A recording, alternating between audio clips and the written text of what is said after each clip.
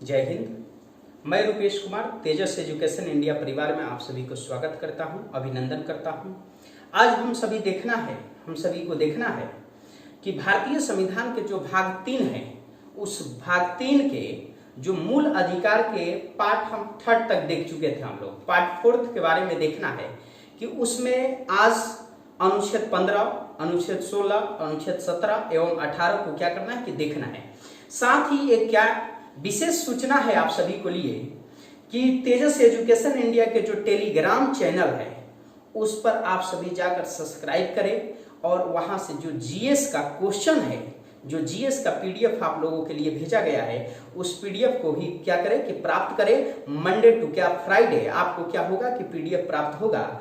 उसके आज अगर ये पीडीएफ प्राप्त होगा तो अगला दिन है उस पीडीएफ का डिस्कशन भी ऑनलाइन आप लोगों की इस तेजस एजुकेशन इंडिया के माध्यम से क्या आप लोगों को प्रोवाइड करा दी जाएगी। आइए चलिए देखते हैं आगे कि भारतीय संविधान के क्या है कि अनुच्छेद 15 के बारे में क्या करना है कि अध्ययन करना है। अनुच्छेद 15 में आपको कहता है कि ये समता के अधिकार को सुनिश्चित करने के लिए एक विशेष अनुच्छेद है या एक विशिष्ट अनुच्छेद है, एक विशेष अनुच्छेद है। ये कहता है कि समता के अधिकार को सुनिश्चित करने के लिए। अब यहां पर प्रश्न बनता है कि यहां पर देखिए मैंने लिख दिया है कि अनुच्छेद 15 में क्या है कि समता के अधिकार को लागू करने के लिए या एक क्या है कि एक विशेष अनुच्छेद है, एक विशेष अनुच्छेद है।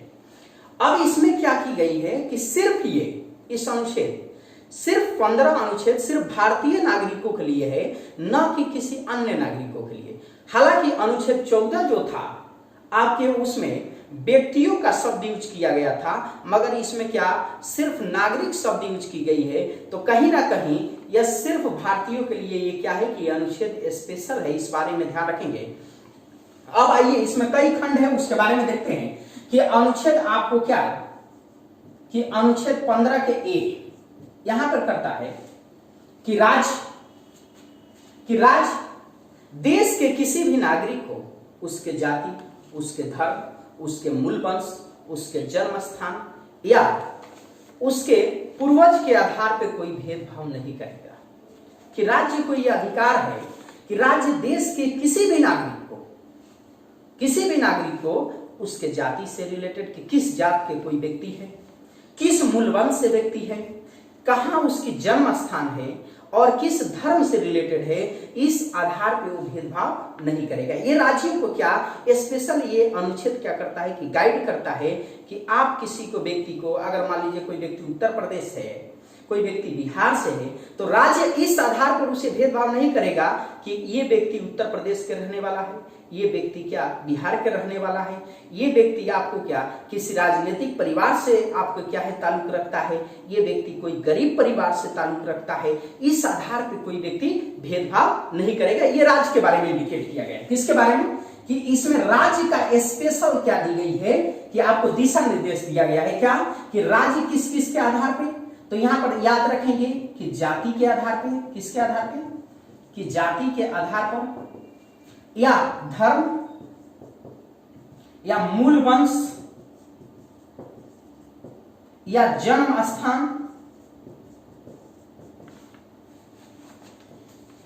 स्थान के आधार पर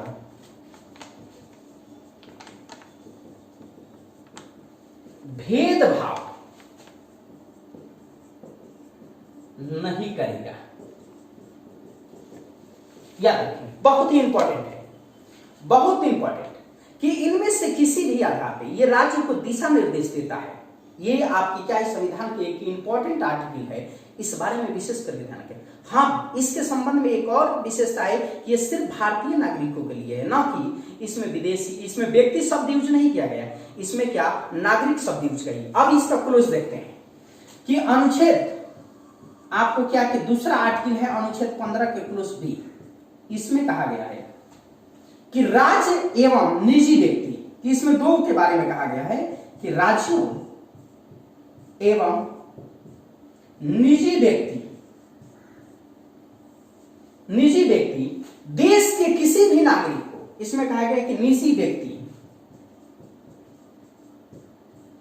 देश के किसी भी नागरिक को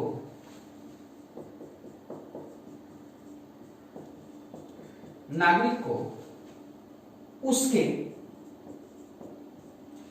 लगा दिया कि यहां पर कहा है कि दो चीजें करा है कि राज्य और क्या निजी व्यक्ति के बारे में, निजी व्यक्ति जो प्राइवेट व्यक्ति है उसके बारे में करा है कि देश के किसी नागरिक को उसके जाति, उसके धर्म, मूल वंश या जन्म स्थान के आधार पर भेदभाव नहीं करेगा। इस बातों को ध्यान में।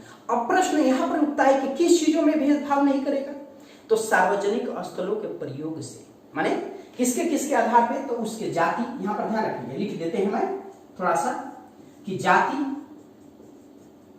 धर्म, आपको क्या है कि मूल वंश, जन्म स्थान, इसके आधार पर क्या करेगा कि भेदभाव नहीं करेगा।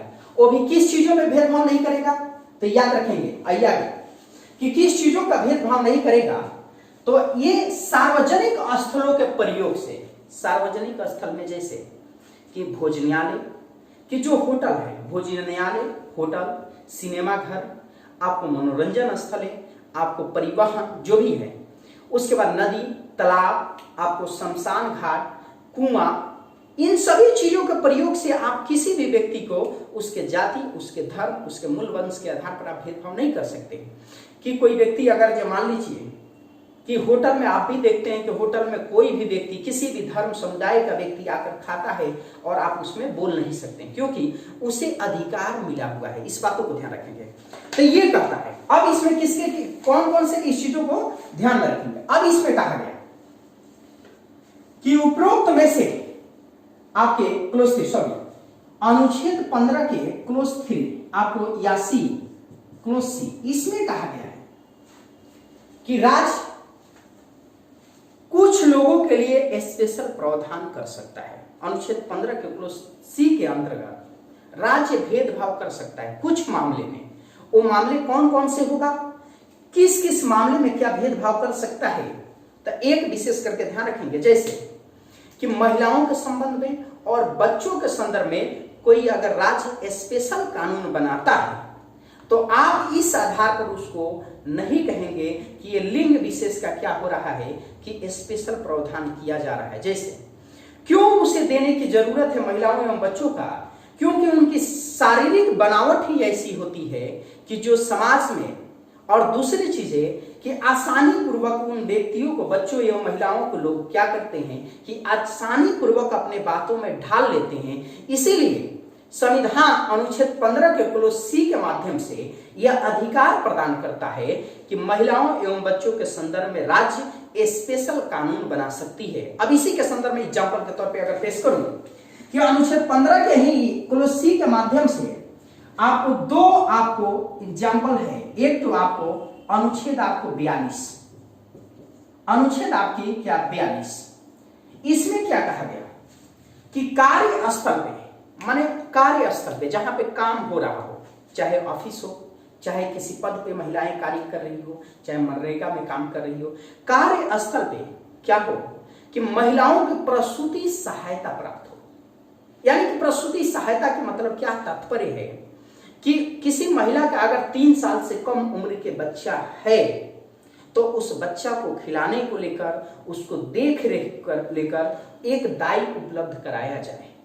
तो ये चीजें कहा गया कि कार्यस्थल पर महिलाओं को क्या प्रसूति सहायता प्राप्त हो, कि उस महिलाओं के जो बच्चे हैं उन बच्चों को देख रेख के लिए अल्ग से कानून है। दूसरी चीज अनुच्छेद 15 आपको अनुच्छेद 45 कहता है एग्जाम्पल के तौर पर ये बच्चों के संदर्भ में कि अनुच्छेद आपको क्या 45 इसमें कहा गया कि 6 वर्ष तक के बच्चों के लिए निःशुल्क शिक्षा एवं अनिवार्य शिक्षा सरकार क्या करेगी, प्रोवाइड कराएगी आपको। इसमें कहा गया अनुच्छेद 45 में कहा गया कि 6 साल के बच्चों के लिए निःशुल्क एवं अनिवार्य शिक्षा उपलब्ध कराएगी। तो आप भी जानते होंगे कि आपके आसपास के जो क्षेत्रों में आंगनबाड़ी जो सेक्टर है, आंगनबाड़ी में क्या होता है कि 0 से लेकर 6 साल के बच्चों को निःशुल्क क्या शिक्षा और साथ ही उन्हें खाने के लिए भी भोजन भी क्या उपलब्ध कराया जाता है। इस बातों को ध्यान में रखेंगे।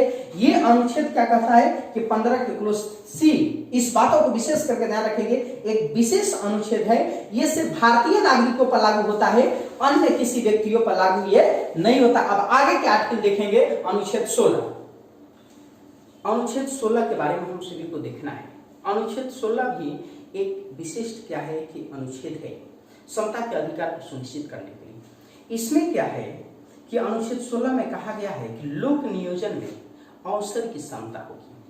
अवसर की समता मतलब कि देश के किसी भी व्यक्ति, किसी भी नागरिक को उसके जाति, उसके धर्म, उसके मूलवंश या उसके जन्म स्थान के आधार पर राज्य भेदभाव नहीं करेगा। यानी कि लोक मतलब होता है जनता, और नियोजन मतलब कि यानी कि उसकी प्लानिंग जो है, उसका कार्य है, उस कार्य में जो भी वैकेंसी निकलेगी वो देश के सभी नागरिकों के लिए क्या रहेगा कि समान रहेगा। इसके बारे में इसमें कहा गया है कि अनुच्छेद 16 में क्या कहा गया कि लोक नियोजन में अवसर की क्या होगा कि समता होगा। यानी कि देश के किसी भी कोई भी पद अगर जो निकल रहा है, किसी से रिलेटेड अगर जो वैकेंसी निकल रही है, तो उस वैकेंसी में आपका अधिकार है कि आप फॉर्म फिलअप कर सकते हैं। उसमें राज्य किसी भी व्यक्ति को उसके जाति, उसके धर्म, उसके मूलवंश या जन्म स्थान के आधार पर क्या भेदभाव नहीं करेगा। किंतु कुछ मामलों में ऐसा किया गया है। कुछ मामलों में देखने को आपको मिलेगा कि कुछ मामलों में किसी क्षेत्र विशेष के निवास संबंधित अर्हता को अनिवार्य कर दी जाती है। अगर मान लीजिए कि किसी क्षेत्र विशेष की आपको क्या कि निवास संबंधित अर्हता को क्या अनिवार्य कर दी जाए। ऐसा क्यों कि किसी क्षेत्र को लगता है सरकार की कि उस क्षेत्र के लोग की भागीदारी सरकारी क्षेत्रों में कम है और वहाँ के लोग जागरूक नहीं है, वहाँ के लोग पढ़े लिखे नहीं हैं, तो वहाँ के लिए आरक्षित कुछ क्षेत्र कर सकते हैं कि यहीं के अगर निवास रहेगा तो इसी क्षेत्र में आप फॉर्म डाल सकते हैं और यहाँ आप शामिल हो सकते हैं। ये कहता है अनुच्छेद आपको क्या कि 16। अब आइए अनुच्छेद देखते हैं 17 के बारे में। अनुच्छेद 17 बहुत ही इंपॉर्टेंट है। अनुच्छेद 17 में क्या है कि इसमें अस्पृश्यता का अंत किया गया है। क्या किया गया है कि अस्पृश्यता का अंत। अब इसके बारे में सबसे पहले कि अस्पृश्यता होता क्या है। आज तक अस्पृश्यता का डिफिनीशन नहीं है। आज तक ना तो सुप्रीम कोर्ट ने डिफिनीशन इसका दिया है, न ही संविधान ने इसे स्पष्ट कि किसे माने अस्पृश्यता।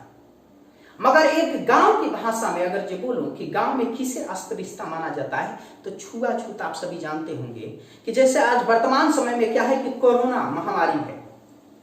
कोरोना महामारी को क्या सरकार नहीं भले छुआछूत बीमारी घोषित कर दी, मगर इसमें कहा गया है कि छुआछूत और क्या है कि आपको भेदभाव को रोकने की इसमें प्रावधान की गई है। अंत का क्या प्रावधान किया गया है कि देश के कोई भी व्यक्ति किसी भी व्यक्ति को उसके जाति, उसके धर्म, उसके मूल वंश या जन्म स्थान के आधार पे या रंग के आधार पे या लिंग के आधार पे वो भेदभाव नहीं करेगा। यानी कि उसे घृणा नहीं करेगा और उस व्यक्ति से क्या कोई अपने आप को ये नहीं कर सकता कि आप काला है, आप गोरे हैं तो आपके पास मैं बैठकर नहीं पढ़ूंगा। तो ऐसे जो छुआछूत है इन सभी को क्या आपको आंतरिक रूप से मानना या बाह्य रूप से मानना वो क्या है कि कानून अपराध है। इस चीजों को अपराध घोषित की गई। अगर ऐसे आप करते हुए अगर पकड़े आप जाते हैं तो आपका मिनिमम 6 महीने से लेकर आपको क्या 5 साल की सजा के प्रावधान भी इसमें की गई है। तो ये बहुत ही इंपॉर्टेंट है। पूछता है कि भारतीय संविधान के किस अनुच्छेद में छुआछूत का अंत का प्रावधान किया गया है। इस बातों को ध्यान रखेंगे। तो इसमें भारतीय संविधान के अनुच्छेद जो 17 आर्टिकल है, ये 17 आर्टिकल में इसका प्रावधान किया गया है। छुआछूत का क्या विरुद्ध अधिकार आपको प्रदान है। आप अगर कोई व्यक्ति किसी सड़क से जा रहा है, किसी नदी से आपको क्या यूज कर रहा है तो उसको छुआछूत के आधार पर आप भेदभाव नहीं कर सकते। अब आगे क्या आर्टिकल देखना है, इसको ध्यान में रखें। हम सभी को देखना है कि अनुच्छेद 18 के बारे में। अनुच्छेद 18 भी क्या कहता है कि उपाधियों के अंत के बारे में कहता है। वो कहता है कि कैसा उपाधि। उपाधि की अगर जो बात करें एक संज्ञा है।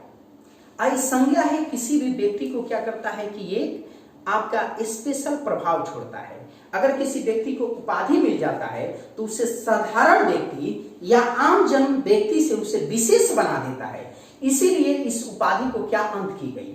जैसे अंग्रेजों के समय में दिया जा रहे सभी उपाधियों का भारत सरकार ने अंत किया, संविधान द्वारा अंत किया गया। जैसे राय साहब, राय बहादुर साहब, राजा साहब, दीवान साहब, ऐसे तमाम प्रकार की जो उपाधि थी उन सभी उपाधियों को क्या किया गया कि संविधान द्वारा इस आर्टिकल के माध्यम से अंत किया गया है।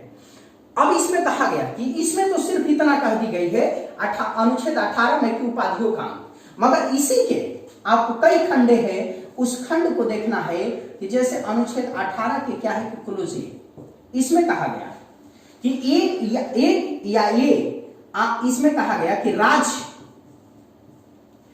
सेना एवं विद्या संबंधित ही उपाधि देगी, कि दो उपाधि की बात की गई कि राज्य कैसा उपाधि देगी, तो सेना एवं विद्या संबंधित ही उपाधि देगी। कौन कौन से, तो दो चीजें, दो उपाधि, एक तो या तो सेना संबंधित और दूसरा विद्या संबंधित, कि इससे संबंधित उपाधि देगी कि कर्नल बनेंगे आप, ब्रिगेडियर, मेजर, आपके जो भी सूबेदार, तमाम जो भी है आपके एडीजी, आईजी, तमाम प्रकार की ये चीजें हैं। और विद्या संबंधित उपाधि आप बीए, एमए, आपको पीएचडी, इंजीनियरिंग, आपको मेडिसिन से रिलेटेड, आपको क्या होगा कि राज्य दो ही प्रकार की उपाधि देगा और इसी उपाधि देने के लिए वो क्या है कि वचनबद्ध है। और ये आर्टिकल आपको कहता है कि राज्य विद्या एवं सेना संबंधित उपाधि देगा। अब इसके बाद कहता है कि आर्टिकल आपके अनुच्छेद 18 के आपके क्लोज बी, अब ये कहता है कि भारत के कोई नागरिक किसी बाहरी देश से कोई उपाधि धारण नहीं कर सकता। कि ये कहा गया है कि भारत का कोई भी व्यक्ति किसी बाहरी देश से या अन्य राज्य देश से क्या उपाधि धारण नहीं कर सकता है, कि अगर भारत का आप नागरिक है तो अमेरिका आपको उपाधि दे रहा है तो आप नहीं ले सकते। इसमें प्रथम क्या 18 के क्लोज बी में प्रावधान है कि भारत का कोई भी नागरिक किसी बाह्य देश से क्या कोई उपाधि धारण नहीं कर सकता है। इसमें विशेष करके ध्यान देना कि अब इसके बाद अनुच्छेद क्या कि इसमें कहा गया है कि भारतीय नागरिक, भारत के नागरिक किसी बाह्य देश से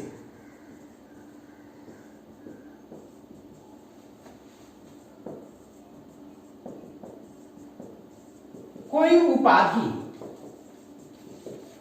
नहीं लेगा, ये कहा गया, या धारण नहीं किया जा सकता है।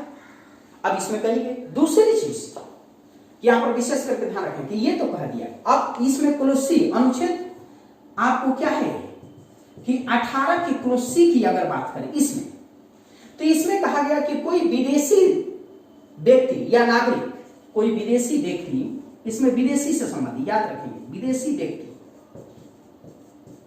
या नागरिक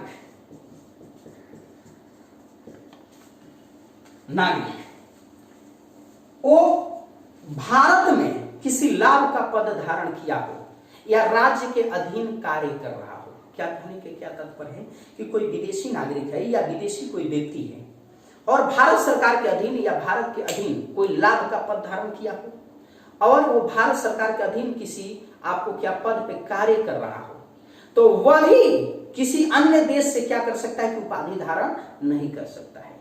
क्यों ऐसा किया गया है, प्रतिबंधित किया गया है कि अगर वो व्यक्ति क्या भारत के अधीन किसी पद पर कार्य कर रहा है और किसी अन्य देश से वो मिलकर क्या कर सकता है कि उसको लालच आ जाएगी और उसके द्वारा यहाँ के कुछ बातें को शेयर भी कर सकता है, तो इसलिए प्रतिबंधित किया गया। दूसरी चीज कि अनुच्छेद आपको क्या कि इसमें अनुच्छेद आगे मिलेगा कि अनुच्छेद क्लोज डी, इसमें कहा गया कि भारत के नागरिक या विदेशी नागरिक यदि किसी बाहरी देशों से कोई उपाधि धारण करेंगे तो भारत के राष्ट्रपति के अनुमति से ही, अन्यथा वो नहीं करेंगे।